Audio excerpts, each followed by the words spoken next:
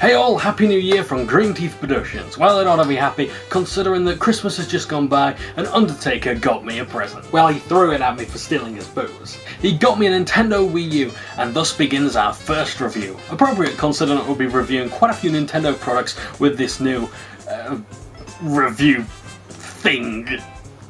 I'm gonna be honest with you guys, I don't remember when or how the Wii U was introduced, like whether it was at E3 or if it was leaked, and I'm really not all that interested. It took me a while before I heard the console's name numerous times, and even then I wasn't too sure what it was.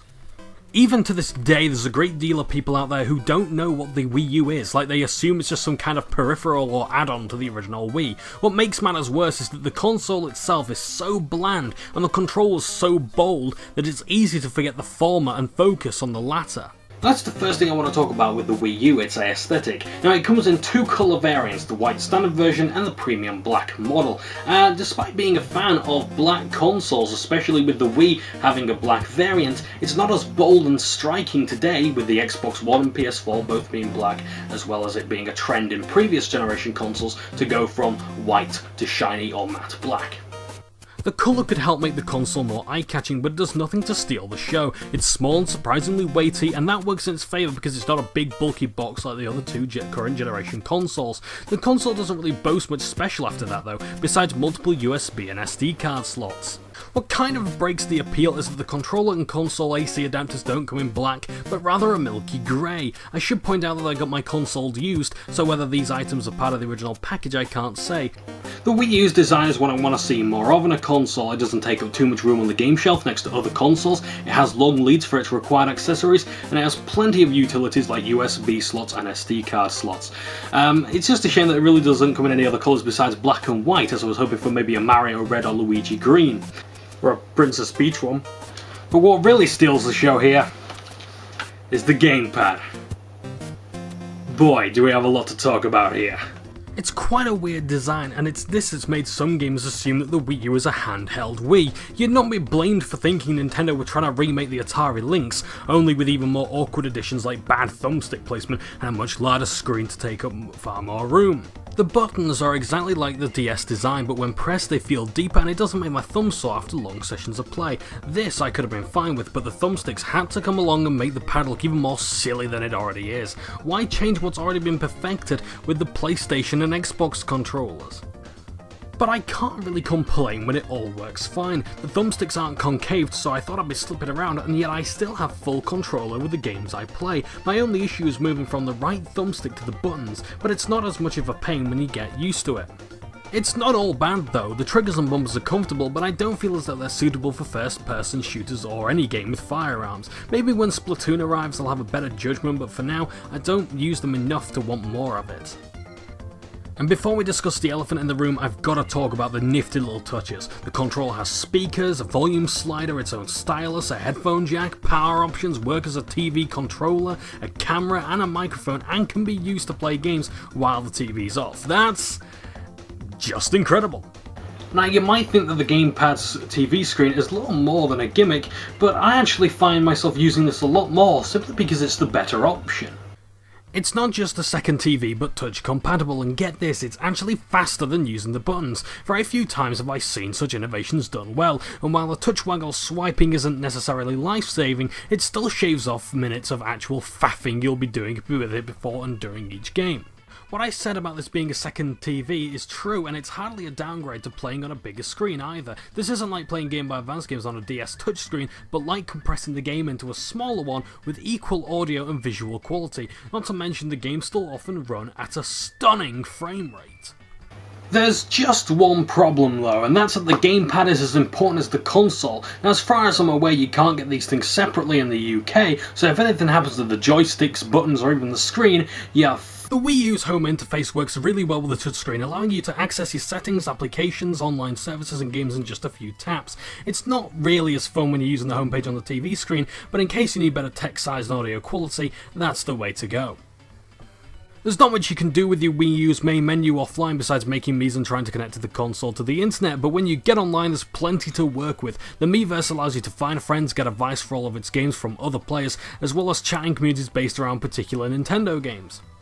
Then you've got Nintendo's eShop, which allows you to buy and download various apps and games of Nintendo's. At the moment there's no GameCube or N64 games, which really ticks me off, but they have a short but sweet variety of digital Wii U, SNES, NES, Game Boy Advance and indie titles to choose from.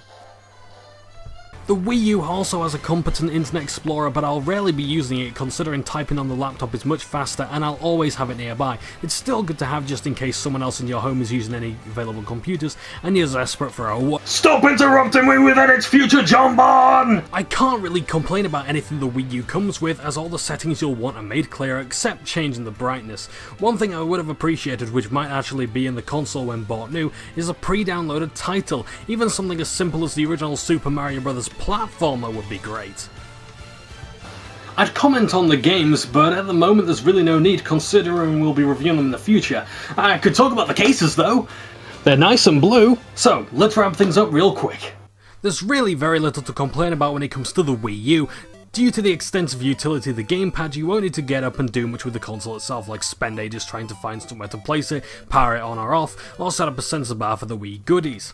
Speaking of which, the Wii U is a standout console this generation thanks to its backwards compatibility. Being able to play the extensive library of Wii games on this console saves more room and time getting out older consoles and makes great use of the classic Wiimote and Nunchuck. I'm sure I'll review those accessories at a later point. And despite its obese handheld look, the gamepad doesn't take long to get used to, and given the chance, its subtle features like volume and television control will become second nature. It's just too bad that I can't seem to buy them separately, as they're prone to smudging and scratching easily. So that's my thoughts on the Wii U console on its own, and I'm sure we'll be reviewing quite a few games in the future.